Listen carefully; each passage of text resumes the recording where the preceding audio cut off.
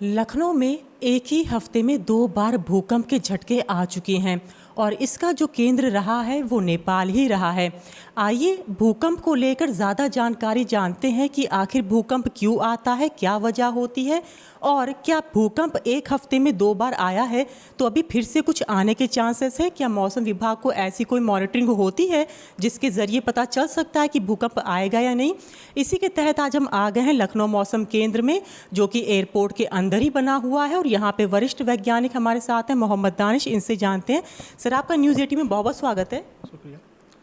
तो अगर हम भूकंप के बारे में बात करें तो लखनऊ में पिछले हफ्ते में 2 बार भूकंप आया। एक 6.4 का जो कि नेपाल में आया, थोड़ा महसूस हुआ। एक 5 पॉइंट समथिंग का आया जो महसूस किया गया। तो जैसे कि अगर कोई अगर रिक्टर स्केल 6.4 का अगर कोई भी अर्थक्वेक आता है तो उसके बाद ये संभावना होता है कि अगले 24 घंटे या 48 घंटे में आफ्टर शॉक की संभावना होता है। तो जिसके वजह जो दूसरा वाला आया है 5 दशमलव समथिंग का आया, उस और भी छोटे छोटे 3.1 3.5 के ऐसे आए।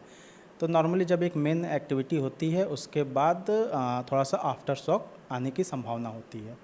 और ये भूकंप क्यों आते हैं नॉर्मली, जैसे कि अपना एक जो प्लेट, एक यूरेशियन प्लेट है और एक इंडियन और ऑस्ट्रेलियन प्लेट है जो आपस में कोलाइड करते हैं। तो नॉर्मली जितने भी जो नेपाल के जो सटे हुए जो ये है हिमालयन बेल्ट है, वहाँ पर थोड़ा सा अर्थक्वेक आने की संभावना हमेशा बनी रहती है। सर, जब क्योंकि कहते हैं कि जब वहाँ पे जैसे आपने बताया कि प्लेट्स आपस में टकराती हैं तो उसके कितने मिनट बाद ये वो प्रभावित होती हैं, मतलब हमारी कितनी देर बाद हमें भूकंप के झटके महसूस होते हैं। नहीं, देखिए, प्लेट हमेशा आपस में कोलाइड हो रहा है तो कभी कभी क्या होता है कि एक स्ट्रेस टाइप का बन जाता है जिसकी वजह से अर्थक्वेक आता है। तो अर्थक्वेक का जैसे कि हमारी मशीन तो लगी है अर्थक्वेक मेजर करने का, लेकिन अभी भी उसका कोई भी पूर्वानुमान अर्थक्वेक का जारी नहीं की जाती है, क्योंकि ऐसे अभी कोई टेक्निक नहीं हुआ है कि वो पहले से बता सके कि अर्थक्वेक कहाँ और कितने रिक्टर स्केल का आएगा।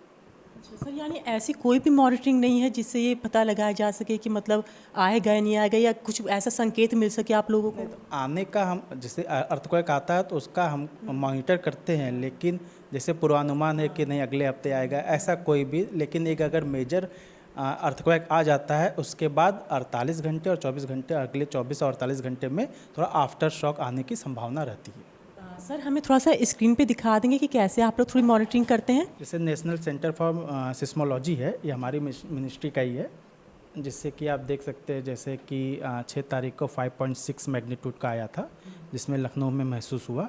उसी तरीके से इससे पहले 6.4 का ही नेपाल में आया था। जो ये 2 झटके महसूस हुए उससे हमको ये लखनऊ में महसूस किया गया। उसकी जानकारी हमको यहाँ से इंटेंसिटी जो मैप है इसके थ्रू पता चल जाता है कि अपने लखनऊ में कितने मैग्नीट्यूड का फील किया गया।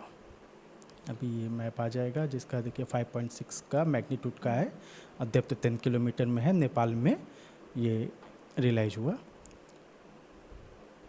जैसे ये हुआ तो जैसे लखनऊ है तो कहीं ना कहीं एक कुछ मैग्नीट्यूड का लखनऊ में महसूस हुआ। सर, मेरा एक और सवाल, हर बार नेपाल ही क्यों केंद्र होता है? क्योंकि मैंने कहा ना, जो भी हमारा हिमालय बेल्ट है ना, तो वहाँ पर ही ज़्यादातर अर्थक्वेक आने की संभावना होती है। तो जो हिमालय बेल्ट है अपने जो यूपी से जो नज़दीक, वो नेपाल का रीजन, इसलिए जो भी फील होगा लखनऊ में वो नॉर्मली नेपाल के थ्रू ही यहाँ फील होगा। बहुत बहुत धन्यवाद सर हमसे बात करने के लिए।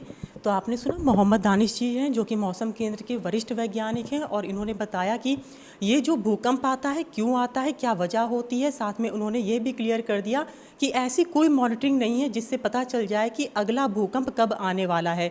लेकिन जब भूकंप आ जाता है उसके 24 और 48 घंटे के अंदर जो शॉक होता है दोबारा लगता है, यानी दोबारा आने के पूरे चांसेस होते हैं। इसीलिए यही वजह है कि पिछले हफ्ते एक बार में 2 बार भूकंप के झटके महसूस किए गए, एक बार 6 पॉइंट समथिंग और दूसरी बार 5 पॉइंट समथिंग। और सर ने हमें ये भी दिखाया कंप्यूटर पे कि पूरी मॉनिटरिंग कैसे होती है और साथ में ये भी बताया कि नेपाल ही केंद्र क्यों होता है। मैं लखनऊ से अंजलि सिंह राजपूत, न्यूज़ 18।